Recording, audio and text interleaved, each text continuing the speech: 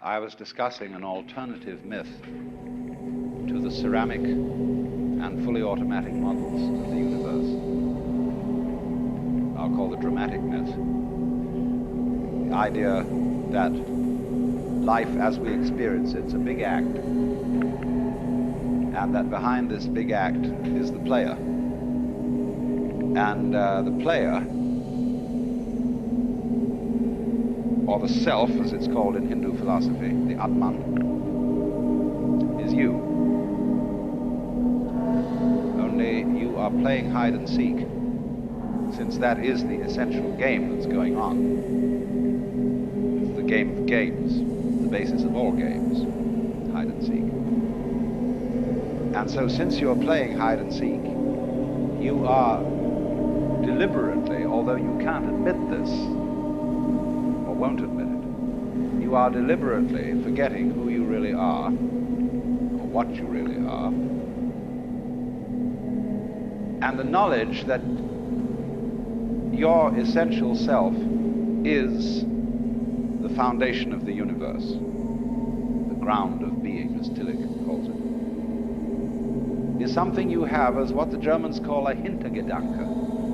A Hintergedanke is a thought way, way, way in the back of your mind, way back here somewhere. Something that you know deep down, but can't admit. So, in a way then, in order to bring this to the front, in order to know that that is the case, you have to be kidded out of your game. You see, the problem is this. We identify in our experience a differentiation between what we do and what happens to us. We have a certain number of actions that we define as voluntary. We feel in control of those. And then over against that, there is all those things that are involuntary. But the dividing line between these two is very arbitrary. Because, for example, when you move your hand, you feel that you decide whether to open it or to close it. But then ask yourself, how do you decide? When you decide to open your hand, do you first decide to decide? You don't, do you? You just decide, and how do you do that? And if you don't know how you do it, is it voluntary or involuntary? Let's consider breathing. You can feel that you breathe deliberately. You can control your breath. But when you don't think about it, it goes on. Is it voluntary or involuntary?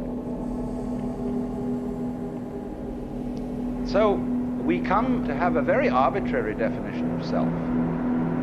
That much of my activity which I feel I do. And that then doesn't include breathing most of the time. It doesn't include the heartbeats.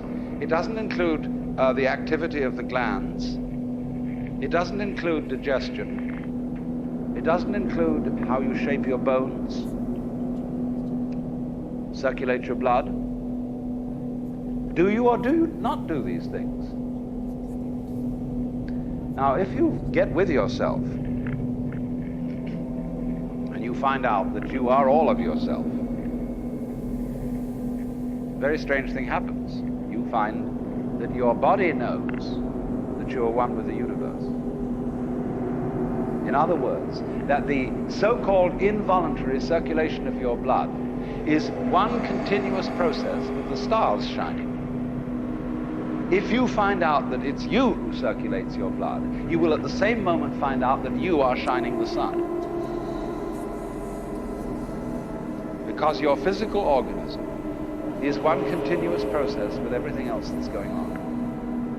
Just as the waves are continuous with the ocean, your body is continuous with the total energy system of the cosmos. And it's all you. Only you're playing the game that you're only this bit of it. But as I tried to explain, there are in physical reality no such things as separate events. So then, remember also when I tried to work towards a definition of omnipotence. Omnipotence is not knowing how everything is done. It's just doing it. You don't have to translate it into language. Look, supposing when you got up in the morning, you had to switch your brain on. And you had to think and do as a deliberate process, waking up all the circuits that you need for active life during the day. Why, you'd never get done. Because you have to do all those things at once. How can a centipede control 100 legs at once? Because it doesn't think about it. So in the same way, you are unconsciously performing all the various activities of your organism. Only unconsciously isn't a good word, because it sounds sort of dead. Superconsciously would be better. Give it a plus rather than a minus. Because what consciousness is simply a sort of specialized form of awareness. When you look around the room, you are conscious of as much as you can notice. And you see an enormous number of things which you don't notice. If, for example, I look at a girl here and somebody asks me later, what was she wearing? I may not know, although I've seen, because I didn't attend. But I was aware, you see. And perhaps if I could, under hypnosis, be asked this question, where I would get my conscious attention out of the way through being in the hypnotic state, I could recall what dress she was wearing. So then, just in the same way as you don't focus your attention on how you make your thyroid gland function, so in the same way you don't have any attention focused on how you shine the sun.